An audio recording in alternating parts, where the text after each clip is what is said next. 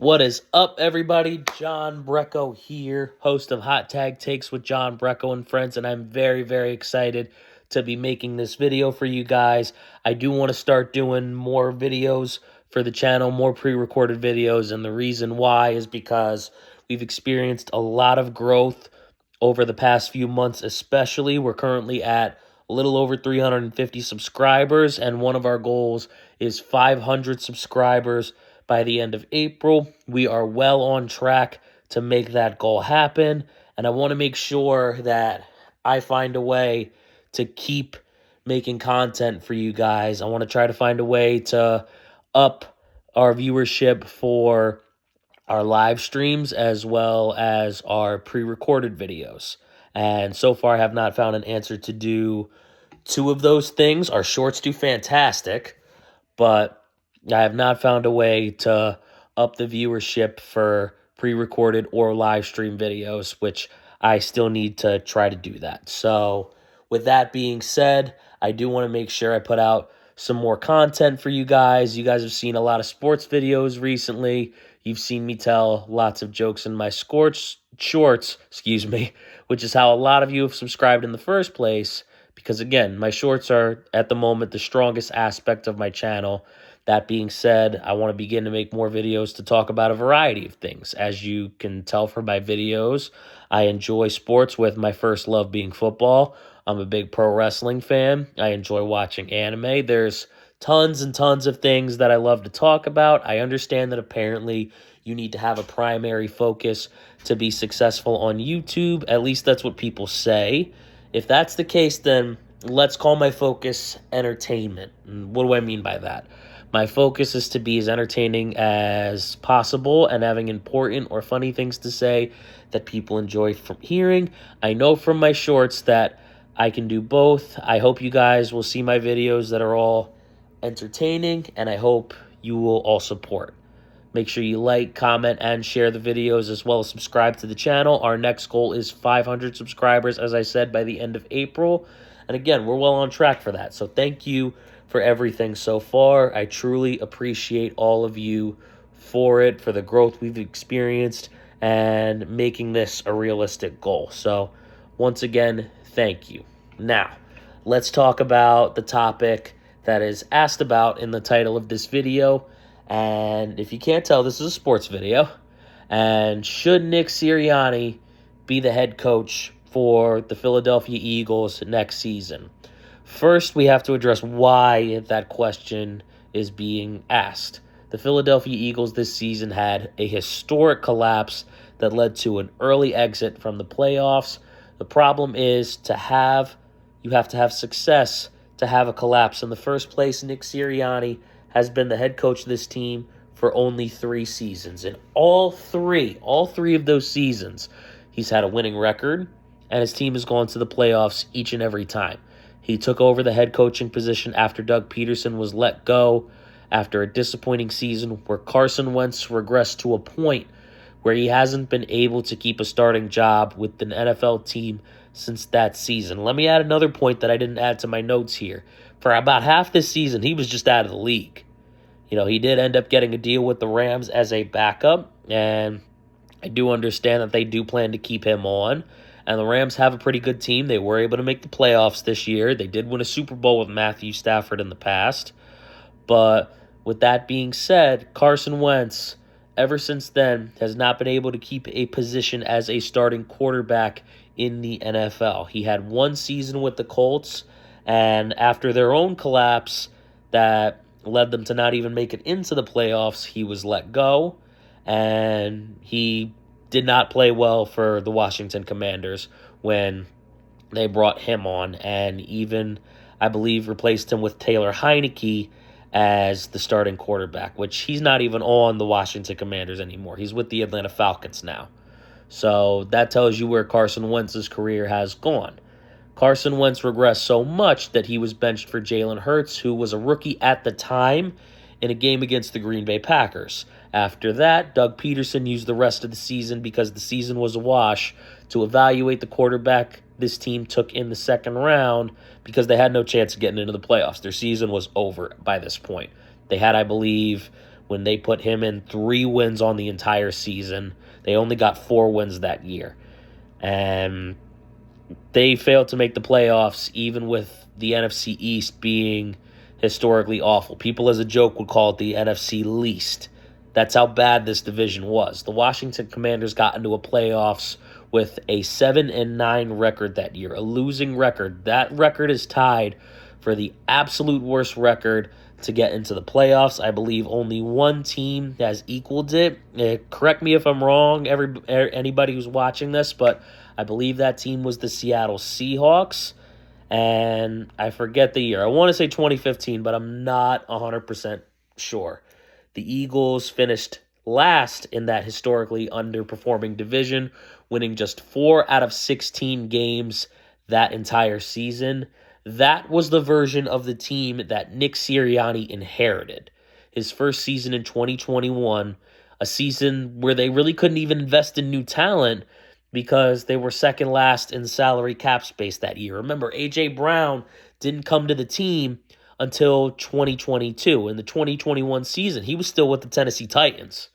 In that season, the 2021 season, even after a 2-5 start to the season, the Philadelphia Eagles finished with a 9-8 record and managed to get a wild card spot in the playoffs. They did lose to the Bucs in the wild card round, a lot like this year, but that year's Tampa Bay Buccaneers, keep in mind, was also led by Tom Brady. They're not too shabby with Baker Mayfield, but I will take a Tom Brady-led team over Mayfield any day of the week. The year after that, which was last season, they were in the Super Bowl. They came very close to winning it.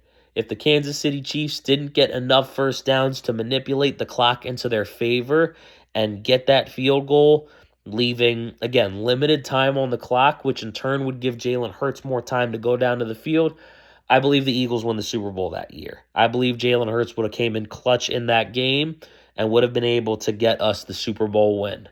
They also had a 10-1 start this year, which means they have a good team. And they've beaten good teams. They've beaten the Kansas City Chiefs this year.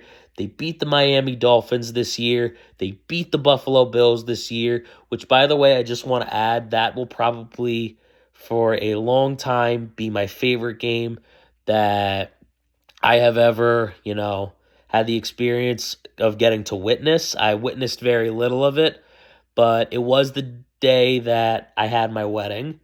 And they were able to clutch that game out in overtime, which I just think was a super, super cool experience. And I'm very happy that I got to see any of it. I just went to the bar next door from where our wedding was to get drinks, but it was just a really, really cool thing to see. We also beat the Dallas Cowboys one time this year. We split games with them. A lot of people talk about that loss because that was during the collapse, but we did beat the Cowboys this year in one of the few times where our defense was able to be clutch and stop the Cowboys from getting into the end zone on their final drive.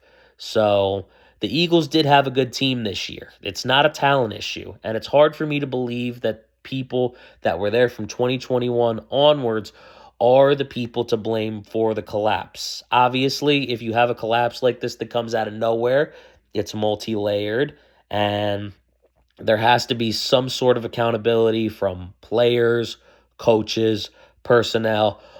All of that has to be taken into consideration in the offseason, 100%. I'm not saying Nick Sirianni should not take any accountability.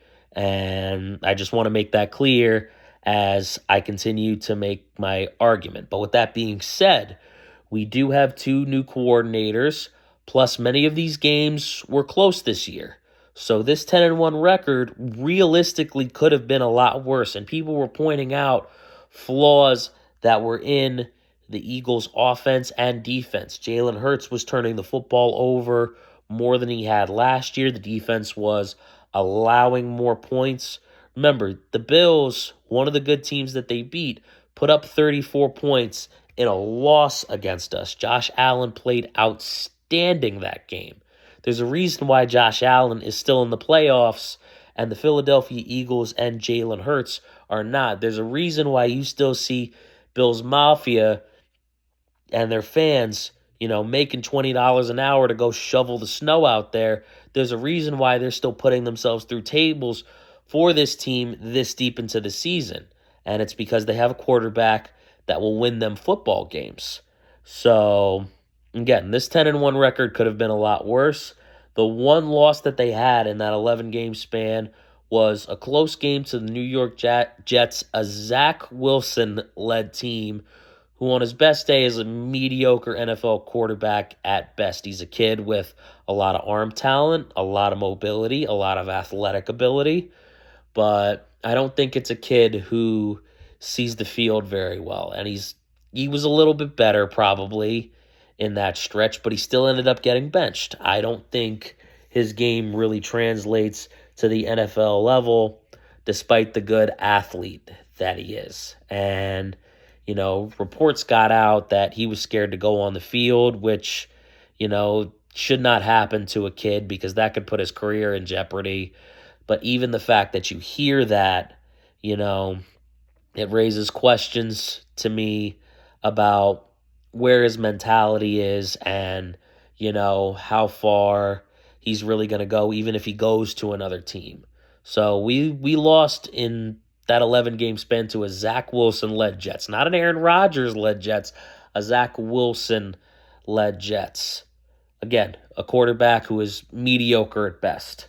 I believe this has a lot to do with coaching, and again, not necessarily from Nick Sirianni, but I think bad schemes are getting drawn up. And I talked about this on Bird's Nest Media with Joe Donahue. Big shout out to him. Go check out his YouTube channel. Again, Bird's Nest Media. He does fantastic videos on the Philadelphia Eagles, and I'm actually excited to see what he does this offseason, and I want to be able to talk to him again at some point for sure. But again, I believe bad schemes are getting drawn up, and not a lot of guys are being coached to play with each other. I think the defense looks scared to hit because they've lost confidence over that span. And again, this is especially on the defensive side of the ball because we do have more talent on the offensive side, which I think makes up for it. And I think this is especially true for the secondary.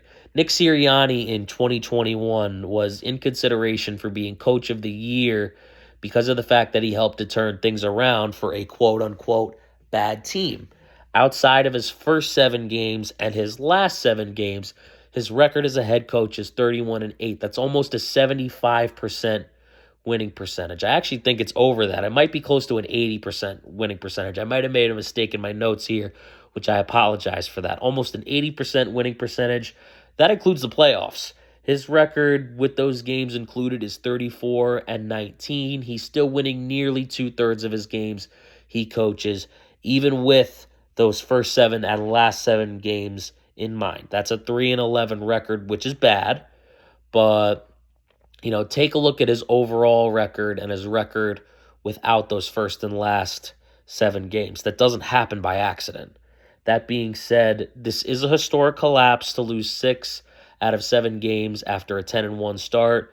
So Eagles fans should be frustrated. I know I'm frustrated. Do things need to change? Does something in that locker room need to change, whether it's coaching, players, just something in general? Yes. Is it a good idea to get rid of Nick Sirianni because of one bad stretch since his first 7 games? By the way, he clearly made adjustments that year, which is why the season ended with a winning record and a playoff appearance. So he's clearly capable of doing that. Again, do I believe, it's a good idea to get rid of him because of this bad stretch? I think that would be a rash decision. I think we're in need of a change of coordinators, personally. I think if we still have a bad stretch going into next season, then yes, it makes sense for Nick Sirianni to be in the hot seat. After the recent success he had, I think he does deserve an offseason to fix this mess and make sure coaching on both sides of the ball, again, especially on defense, is better. I hope better plays get drawn up. You see guys start to play with each other and not look scared to hit. If the team can kind of fix the messes that they made, kind of clean up some things that went bad towards the end of the season, I believe this is still a team that can go far. You don't start 10-1 in the NFL if talent is an issue.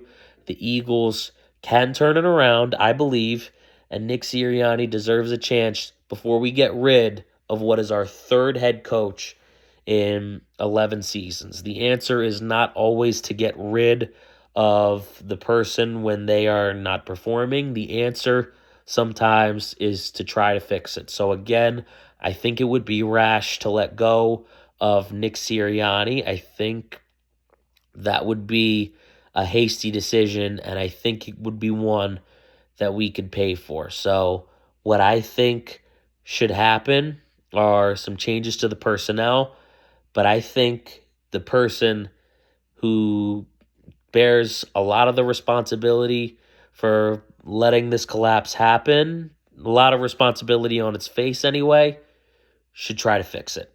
So, with that being said, I hope he can do that, and I hope this is still a Super Bowl contending team. I believe they walk into next season as a little bit more of a dark horse to make a Super Bowl and win it, but things have to be fixed.